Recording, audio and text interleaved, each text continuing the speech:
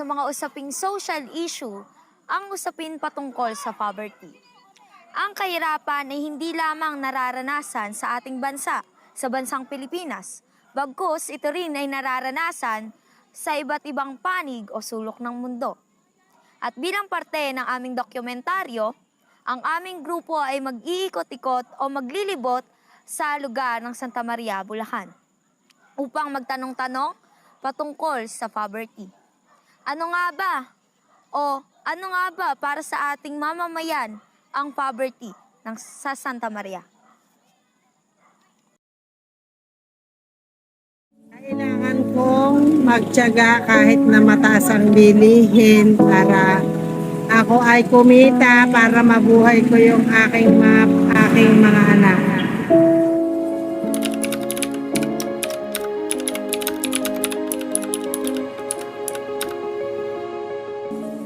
Diskarte lang yun. Siyempre, nanay ko eh. Hindi mo pwedeng hayaan mo ng bahay ng mga anak mo. Gagawa ka na ba? Kahit anong mangyari. Gagawa ka na ba? Ginagawa ko nga ngayon para mabuhay kami.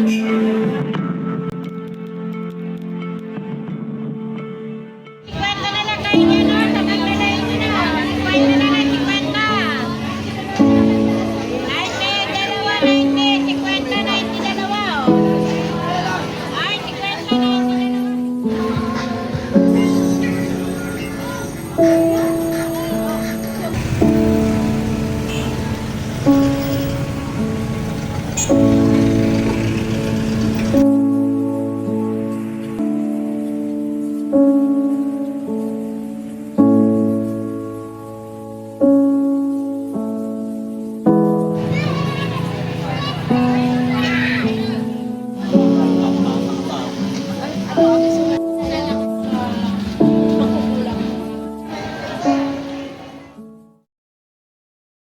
Itinuturing ang Pilipinas bilang isa sa fastest growing economy sa Asia. Pero Pilipinas ang isa sa may pinakamataas na bilang ng mahihirap sa rehiyon.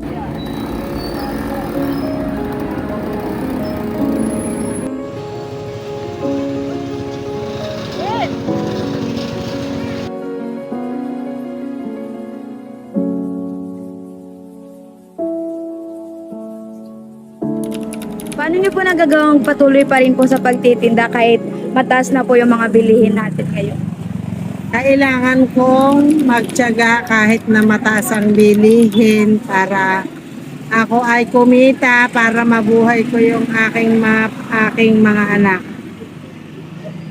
Sa pagtitinda niyo po, natutustusan niyo naman po yung mga pangailangan ng pamilya niyo. Sa aking pagtitinda, kahit ako'y walang asawa, okay lang, kumakain pa kami ng 3 beses sa isang araw at nakapagmimerienda pa naman.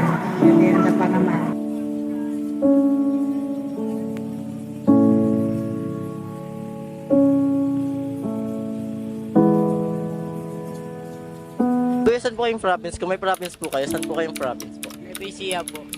And nung lumipat po kayo sa Maynila po, ang gaano po kahirap ang manirahan po sa isang Manila po? Ano po yun eh. Mahirap din. Kaya nasa Balaran dito, Santa Maria. Kung ipagkukumpara niyo po is yung sa Nueva Ecija po tapos sa Bulacan po, is gaano po kahirap ang mamuhay sa isang Bulacan? Mas mahirap dito kasi hindi naman sa amin kasi maraming diskarte.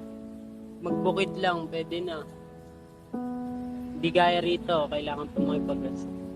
Kung sa governor naman po dito, sir, ano po yung masasabi niyo po sa pagpapatakbo niya po? Ayos lang naman, okay lang naman sa amin.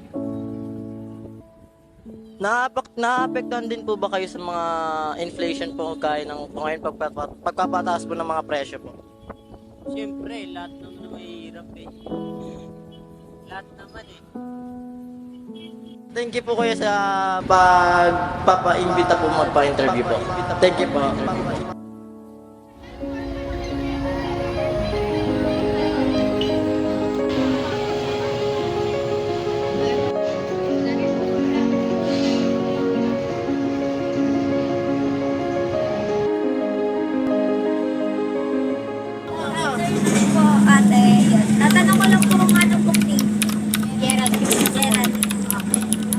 Tatanong ko lang po sa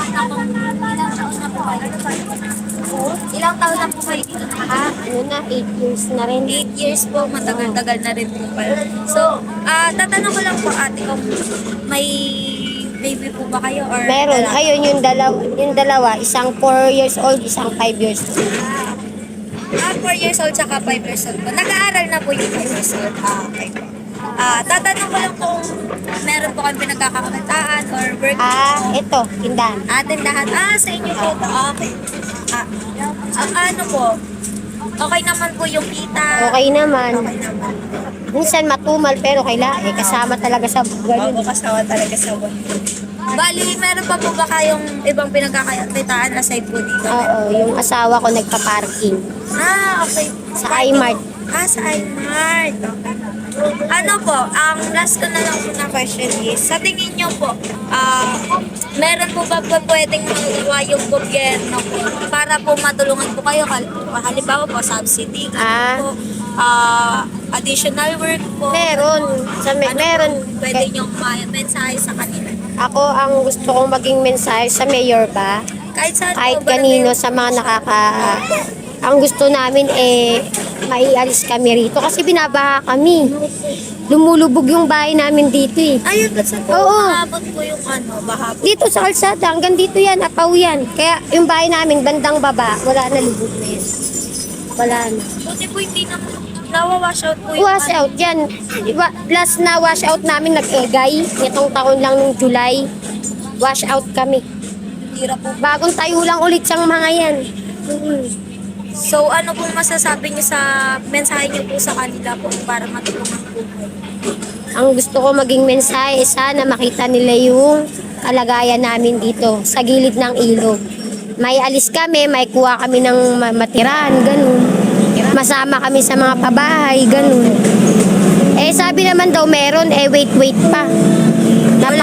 Napakatagal na namin kasing naghihintay kaya minsan nawawala na rin kami ng pag-asa. Ay, hindi po sila bumabalik Hindi, dito. hindi na. Pero na-try niyo na po ian po ulit sa kanila. Iakyat doon, hindi pa. Ay, Kasi ang sabi lang lagi sa amin is maghintay. May mother leader naman kasi kami rito eh. Kaya lang hintay-hintay nga daw. puro po antay. Kaya di ko alam kung alam mo naman ngayon. Balik yun po yun. Maraming salamat po, ate. Thank you din. Sige.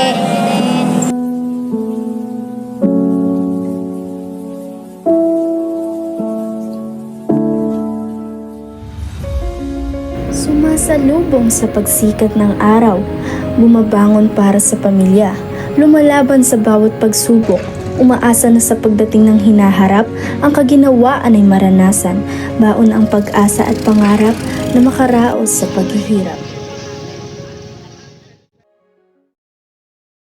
Anong nanganalamian mo nga ginahimo sa adlaw? Obra. Ubra. Ubra ka na? Anong naubra mo? Lamon. Hilamon? Kung hilamon ka na? Pila ka palang gani? 6? 6.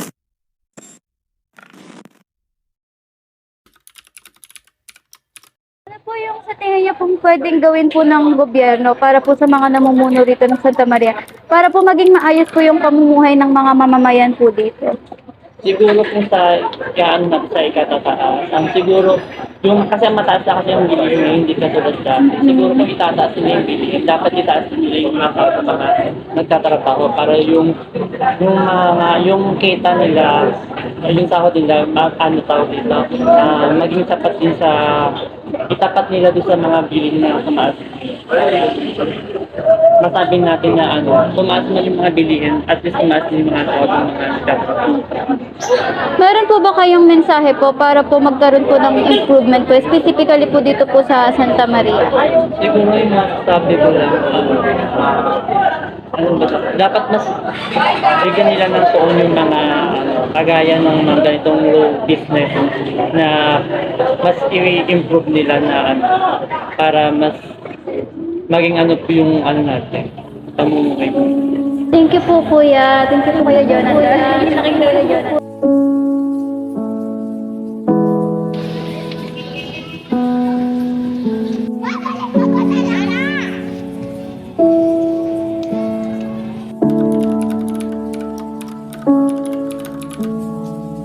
May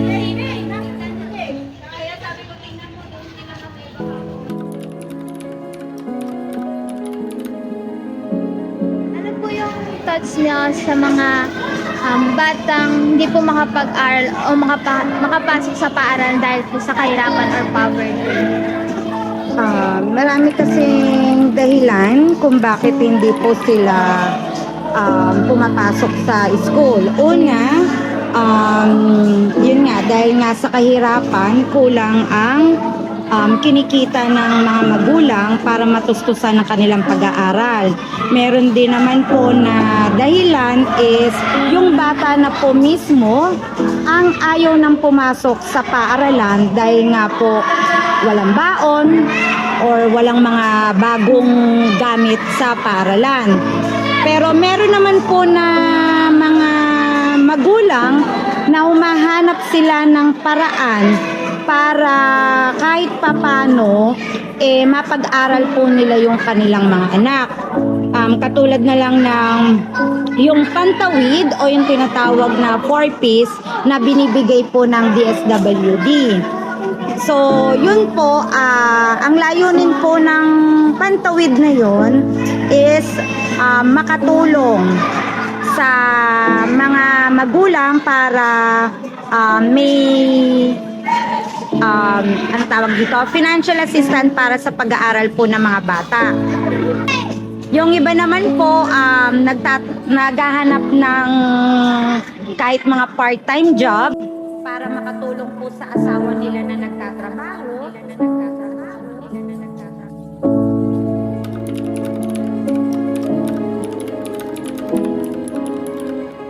Nagagawa ng paraan para matustusan ang pag-aaral ng anak nito. Dahil sa sitwasyon ngayon na tumataas ang bilihin at tumalaki po ang gastusin. Diskarte lang yan. Siyempre, nanay ka eh. Hindi mo pwedeng hayaan walang baon ng mga anak mo. Gagawa ka ng paraan. Kahit anong mangyari. Diba? O ayan, titinda kami, ganyan. Yung sa pagtitinda, doon ko nakukuha yung baon ng mga bata. Yung parang ginagawa niyo pa. Diskarte talaga. Kasi mahal ang pambaon eh. Pero mo tatlo yan. Pera pa yung dalawa sa agro. Yung high school. Mabigat na ano yung baon. Baon tsaka ulo. Baon tsaka ulo. Nakakalungkot man isipin, ngunit ito ang realidad ng buhay. Hindi lahat ay nabibigyan ng pribilehiyo upang makapag-aral. Masakit man ngunit kailangan tanggapin na hindi talaga pantay ang antas ng pamumuhay ng mga tao. Isa ito sa katotohanang hindi na natin mababago.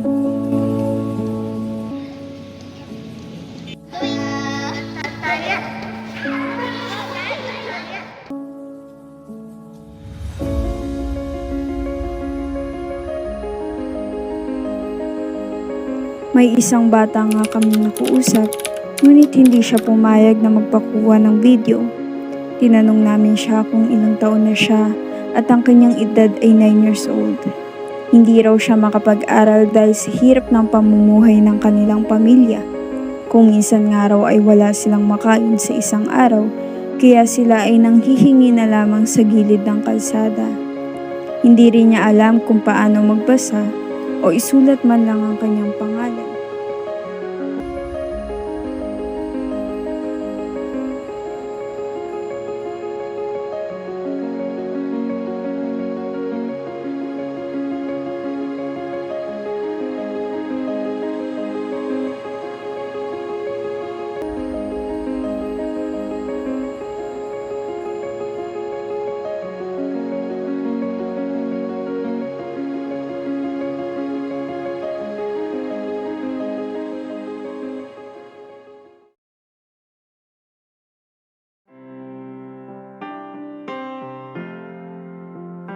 Matapos ang isinagawa naming interview ng aming grupo, masasabi naming seryosong usapin ang kahirapan.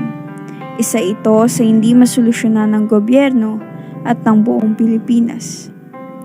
Bukod sa mga pinansyal na kakulangan, isa rin sa epekto ng poverty ay ang hindi pagkakaroon ng tama at may kalidad na edukasyon ang ilan sa mga kabataan.